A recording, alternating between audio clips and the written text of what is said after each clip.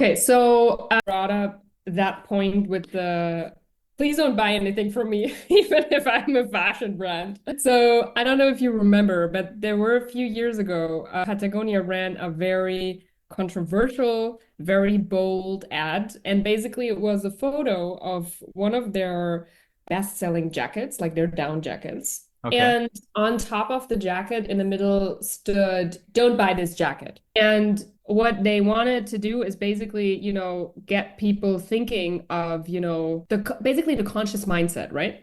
Right. What happened is too many people bought this jacket.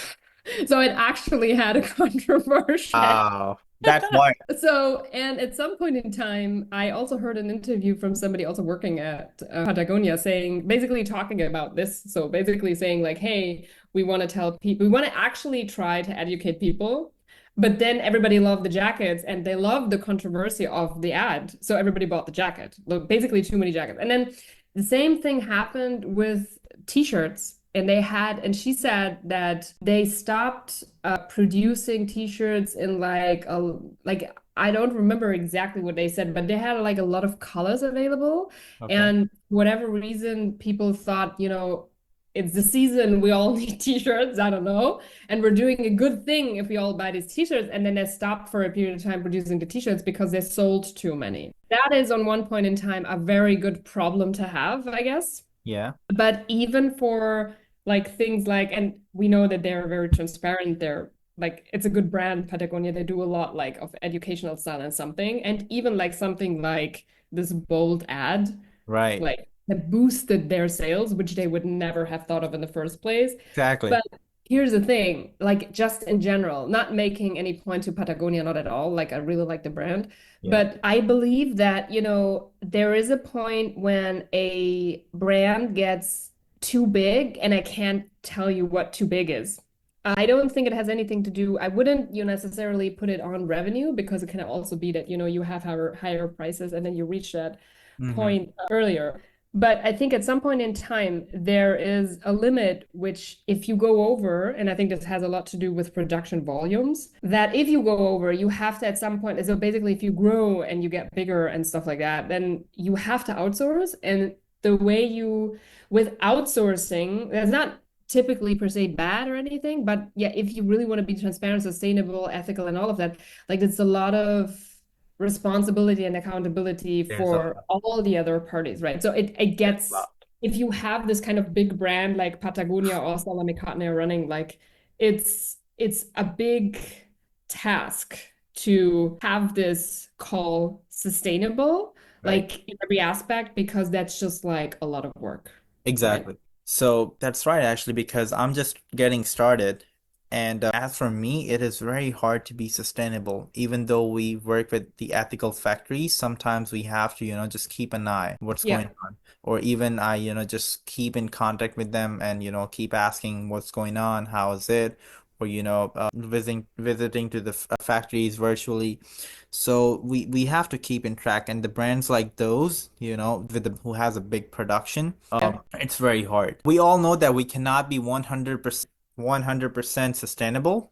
So that's very hard, and I don't think we can reach that, even though we should, maybe someday. But as long we're doing our work, as long we're, doing our responsibility, fulfilling that, so that's good.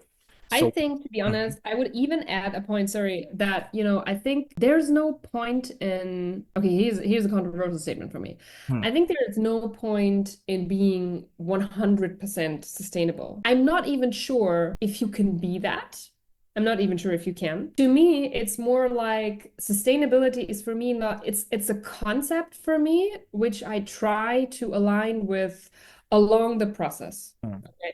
And also the way the world changes, you changes, your habit changes, you get older, things are getting more valuable or less valuable to you. So like all of these life changes, they might need you to adapt also to a more sustainable lifestyle or whatever that will mean, by the way, in the future, right? Right. Because we have tech we can use, and maybe we get more sustainable in a lifestyle change we don't know yet of in Hmm. 5 years also from now, right? Because it Right. is so much change with AI and so on and so forth. It gets so fast, by the way.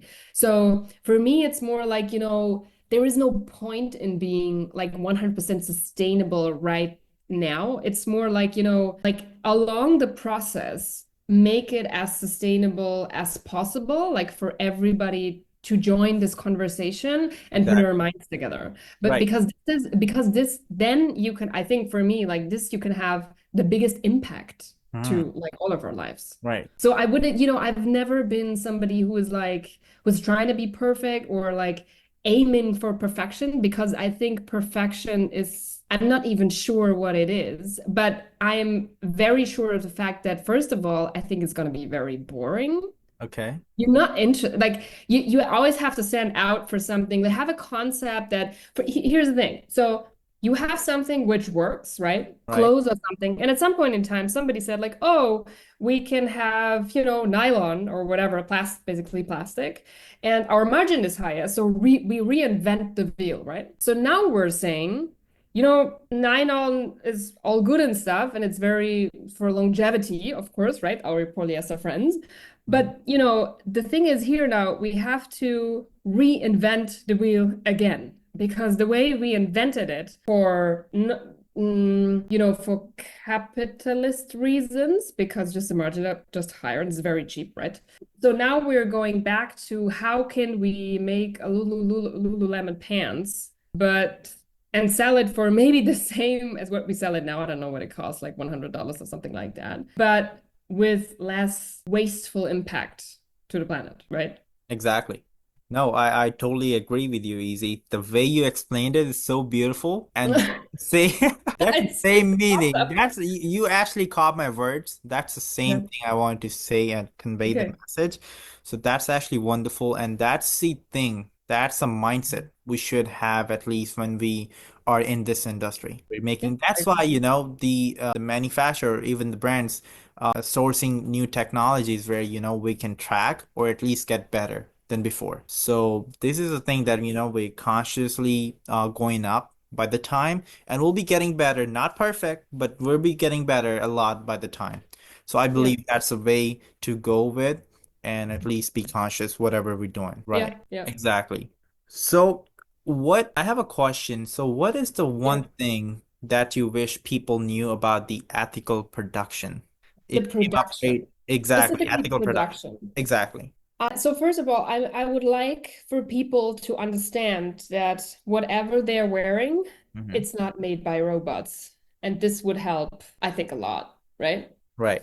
As if you put, I think there were a couple of these campaigns already. I think this is something which never gets old, but if brands, so here we go again. We had just had Fashion Revolution Week. So the most important and most stated sentence, I guess, or question would be, who made your clothes? I made your clothes, right? With this paper, what we usually have. I don't have it here, I'm sorry. But so let's not forget, so we're all humans. We all love stories and we all connect the best with other human beings. And no AI, no whatever tech solution will ever change that because that's the way we built, right? And Right. we thrive, by the way, if we want it or not, sometimes we have a little bit too much of it, but we thrive with social interaction, right? Exactly. And we get that the best and the most authentic, I'm not saying AI is not good for that, but the most authentic version of it, we get it from a different human being.